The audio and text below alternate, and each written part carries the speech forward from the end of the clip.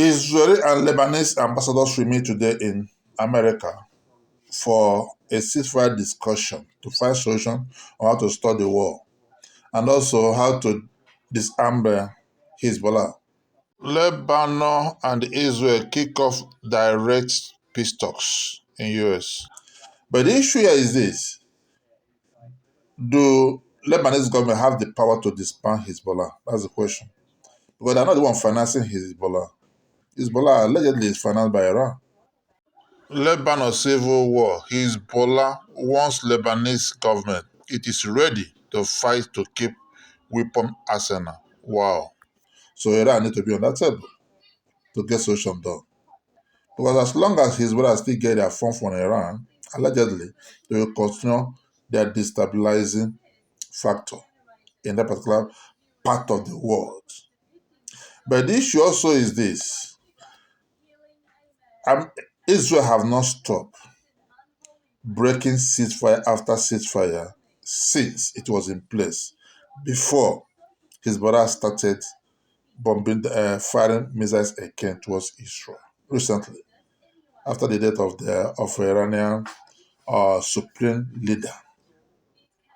So the question is this: will this meeting in America being resolved stop Hezbollah from firing missiles or disarm Hezbollah or not? Because if it doesn't, because Hezbollah have made it clear, they object to the meeting, they object to any ceasefire agreement with Israel, they are not stopping what they are doing. Israel-Lebanon talks, Hezbollah rejects negotiation. Wow. To my own understanding, only Iran can say to them stop, then they will stop until that is done. Meaning, until America have a concrete agreement with Iran on their own nuclear issue and their own sanctioned access, then on a particular Hezbollah and other act of resistance in the region that is under Iran influence, nothing happens. We pray for diplomacy to work in this part of the world, actually. Spanish Prime Minister is in China on a state visit. I think this is the first time in China soon.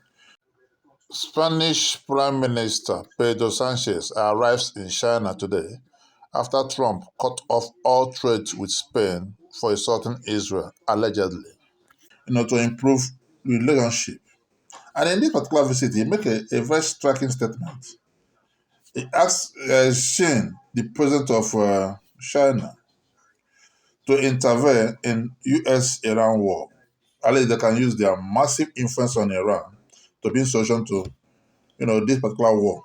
Because China is Iran's largest oil buyer, purchasing over 80 to 90% of its exports, often at discount price due to US sanctions, limiting other buyers. China is getting almost 80% of their oil from Iran. Having said that, there's another statement he made that got my attention. He said that China should work towards change of the New World Order. Simple. In a world that is increasingly uncertain, Spain is advocating for a EU-China relationship based on trust, dialogue, and stability. We must continue advancing towards a multipolar order built from respect and pragmatism. Pedro Sanchez. The Prime Minister, wow, a strong ally of US, an EU state, saying openly a new world order is needed. No more US world order. No. That is quite issue. That is the fall of an empire, American empire. I said this from the beginning in one of my videos.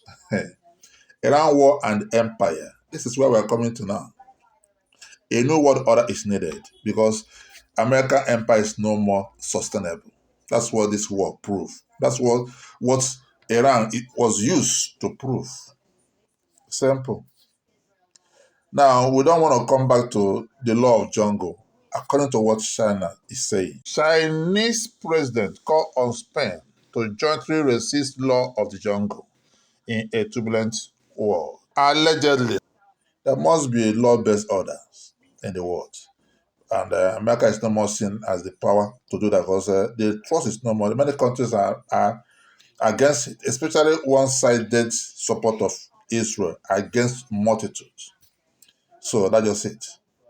And that is the beginning of it. Though it will take a little bit of time, but soon it will happen. Okay, that's the beginning to the end of an empire. Having said that, we are still eagerly watching what's happening and see how it will end. But a Chinese sanction flagged ship passed Strait of Hormuz, and America could not stop it. Chinese-owned oil tanker reached Sally crosses Strait of Hormuz today, ignoring U.S. sanctions. Wow. So China was the first to carry 2 million barrels of Iranian oil and break the U.S. blockade. Now, wow. We need to service our economy. Simple. Having said that, he said a lot.